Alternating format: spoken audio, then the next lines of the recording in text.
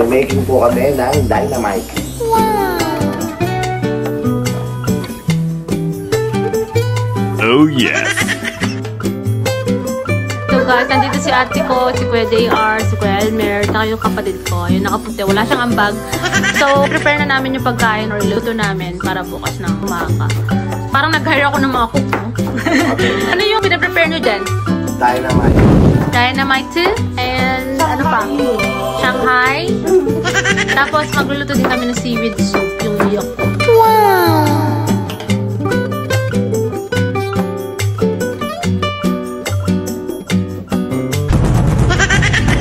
Guys, kami po ay gagawa ng Shanghai and Dynamite with Starbucks.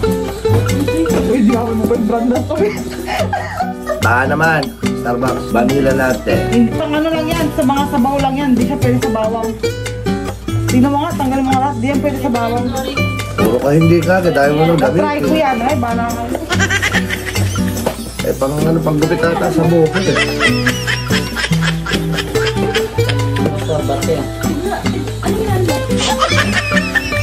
Guys, marami po kaming gamit dito na hindi namin nagagamit.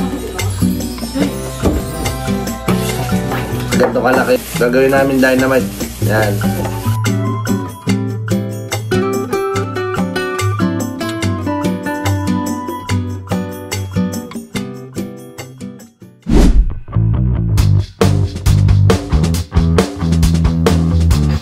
Nakalimutan namin bumili ng balloon air pump. So ayan, minamano-mano na lang ng kapatid ko. Bibili mo na akong cake, guys. Bibili mo na akong cake. Take out? May pa take out pa? Take care na lang. Hindi akong lalabas. Nakalimutan ko bumili ng cake. Kaya pupunta pa lang ako ngayon sa bilihan ng cake.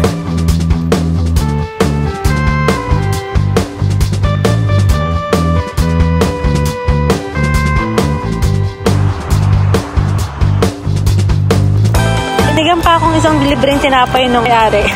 So, pabalik na ako sa bahay. Tulungan ko na yung mga kasama ko. Aga pa kayo magigising bukas. 7 AM.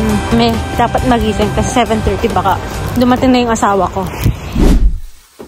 Mekos na Nils. Dapat tuhog. Mekos mo na yan ito.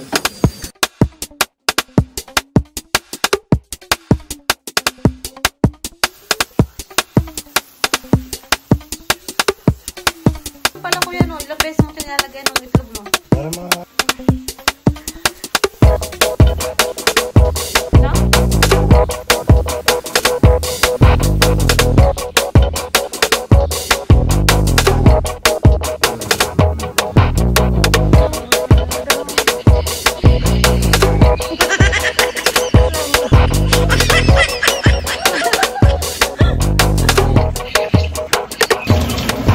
Nagpiprito kami ng ilang Shanghai para titikman namin.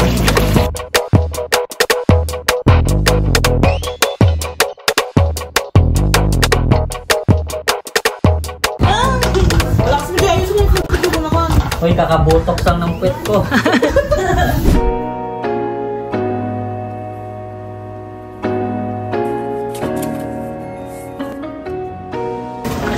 Yan, 7 AM na. So, malapit na siya sa bahay. Sabi niya, hindi niya alam na sa bahay ako. Ang alam niya, tulog ako sa bahay ng sister ko.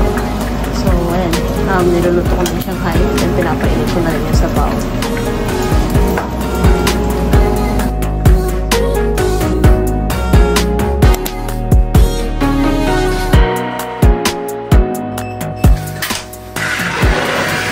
생일 축하합니다. 생일 축하합니다. 사랑하는 우리 오빠 생일 축하합니다.